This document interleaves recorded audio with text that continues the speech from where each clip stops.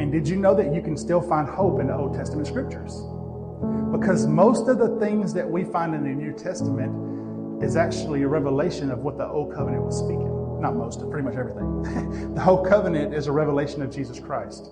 It was preparing you for the revelation of Jesus Christ, kind of like what John the Baptist did. He prepared the way. And so the Old Testament was pointing to Jesus, and the New Covenant is basically showing us Jesus. Amen?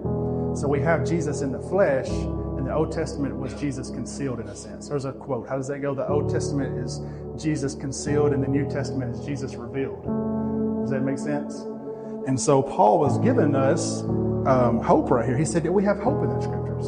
How do you get hope in the Old Covenant? Y'all have heard my teachings on the Old Covenant. The letter kills, but the Spirit gives life. How are you going to get hope in that? Amen. Well, you can get hope. How many of you have ever read the story of David and Goliath? How many of you have giants in your life?